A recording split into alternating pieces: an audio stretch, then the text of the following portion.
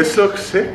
I don't know what you're talking about. It looks really good, yeah. No, I swear that this used to suit us, but what we're thinking. I think you need to like push your hair back before you put the cap on. Like. No, I know that, but it doesn't seem to be happening. Well, maybe just wash. And then wait there. Oh look, oh! No, I think my head's too long. I really like that. It's a good one. Right, what's going on, crew? So, I thought I would try and teach you how to do double unders. So, I'm going to give you a few common mistakes that I see, or at least what I did when I first started doing them, and then try and give you some pointers, some teaching points that actually helped me get them once I got them. 3 of the most common issues that I see when people are doing double unders are as follows. The first thing is they tend to be very, very aggressive, like too aggressive. Too aggressive with the ropes, and thinking the easiest way to learn how to do double unders is by spinning the ropes as hard and as fast and as aggressively as possible, and jumping as hard and as fast and as aggressive as possible. The second thing, and the second most common problem that I see with people trying to do double unders with bent arms and bent elbows, okay, and being too high up here, which I'm going to show you in a second now.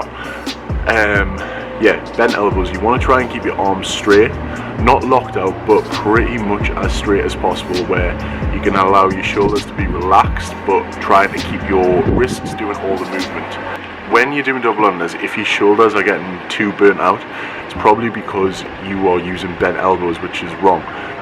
If anything, your forearms should be getting burnt out because it's the flick of the wrists. And the third problem is people try to go single under, double under, and trying to mix it up. And this, in most things in life, you think like the way to teach yourself is breaking it down, and this is normally a good thing.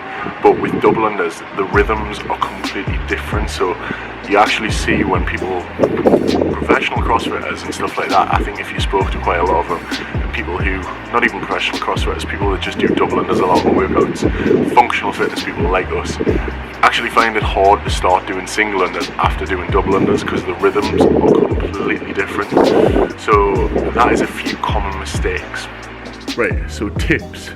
The first thing that I want you to try and get into a habit of doing is keeping your arms straight, okay? Now, I don't mean locked out, I don't mean sort of like locked from the elbow joint, I mean straight where you are moving your wrists, and they're capable of moving, but not too much of an elbow bend, okay? You don't want to be looking like you're doing half a bicep curl, so I'll show you this now. You don't really want to be there with the ropes.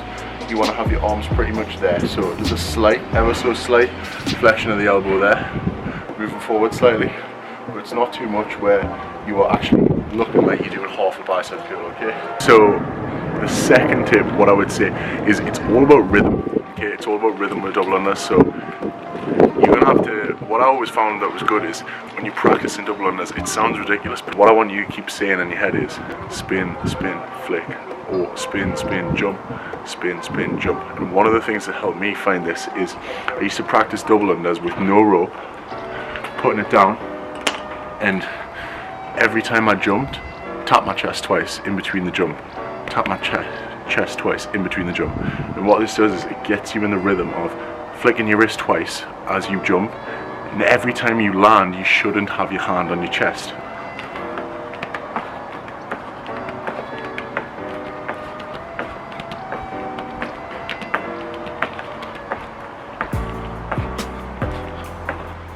I'm out of breath. I'm sure it's the COVID. You'll see as it's as when I'm doing the demonstration there, I'm not having to jump too high. One of the key problems people do is they're jumping so high thinking that's what they need to do, and the chances are the rope will probably be going around 3 or 4 times, not even just twice what you need. 3 key things that I want you to do. Try and think of a rhythm, okay? Spin, spin, jump, spin, spin, flick, spin, spin, jump. Try and practice that little drill with no ropes. So try it with your ropes. If you're struggling to do it, you're struggling to get it at all, drop the ropes, go back down to basics. Jump, tap, tap, jump, tap, tap. With no rope still, and then start introducing the rope again, okay?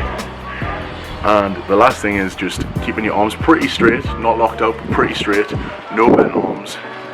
Arms don't want to be too far forward in front of the body, not too far back and behind the body. Pretty much in line with your sort of hips, with your waist. And then from there, you just need to practice. When I was trying to learn how to do these, I'm pretty sure I did this every single day for at least a month. Okay, so once again, it sounds cliche, but practice does make perfect.